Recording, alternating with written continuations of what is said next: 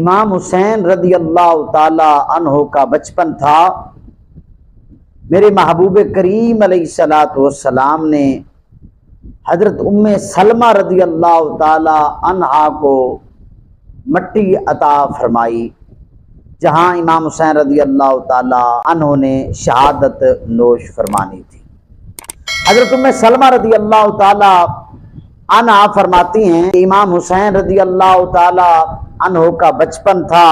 حسنین کریمین میرے گھر میں رسول پاک صلی اللہ علیہ وآلہ وسلم کے سامنے کھیل رہے تھے۔ جبریل امین آئے اور عرض کی، اے اللہ کے حبیب صلی اللہ علیہ وآلہ وسلم، آپ کے یہ نواسے امام حسین رضی اللہ تعالی عنہ کو آپ کی امت میں سے ایک جماعت آپ کے جانے کے بعد قتل کرے گی، شہید کرے گی، اور اس مقام کی جہاں شہید کرے گی اس مقام کی جبریل امین نے مٹی تھوڑی سی عطا کی۔ تو میرے محبوب کریم علیہ الصلوۃ والسلام نے اس مٹی کو سینے کے ساتھ چمٹایا اور روئے۔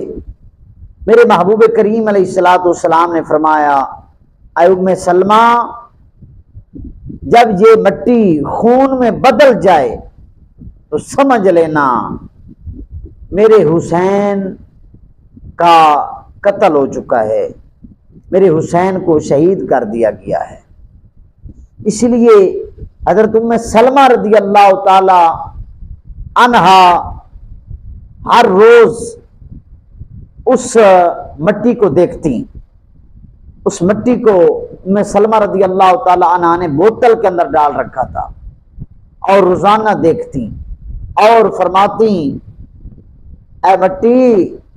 جب تو خون بن جائے گی تو وہ بڑا عظیم دن ہوگا، یعنی امام علی مقام کے شہید ہونے کا دن ہوگا۔ تو یہ بات کرتے ہوئے ام سلمہ رضی اللہ تعالی عنہا رو پڑتی۔ ام المؤمنین حضرت اما عائشہ پاک رضی اللہ تعالی عنہا فرماتی ہیں کہ نبی کریم صلی اللہ علیہ وآلہ وسلم نے فرمایا، اے عائشہ، میرے جانے کے بعد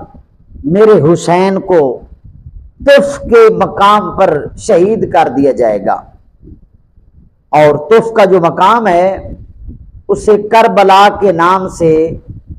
یاد کیا جاتا ہے۔ حضرت ابو ہریرہ رضی اللہ تعالی عنہ سے روایت ہے، آپ فرماتے ہیں کہ محبوب کریم علیہ الصلوۃ والسلام نے فرمایا، میری امت کا حکومت کا نظام عدل و انصاف کے ساتھ چلتا رہے گا، یہاں تک کہ بنو امیہ میں سے ایک شخص عدل و انصاف کے نظام کو تباہ کرے گا جس کو یزید کہیں گے، یعنی یزید نامی شخص ہوگا جو میری امت کی حکومت کا جو نظام ہوگا عدل و انصاف کا، اس کو وہ تباہ کرے گا۔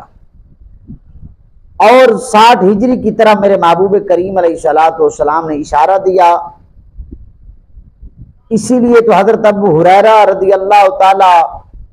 عنہ دعا مانگا کرتے تھے، مولا مجھے 60 ہجری سے پہلے موت عطا فرمانا۔ اور حضرت ابو ہریرہ رضی اللہ تعالی عنہ کی جو وفات ہے وہ 1 سال پہلے ہے، یعنی 59 ہجری کے اندر آپ کی وفات ہوئی ہے۔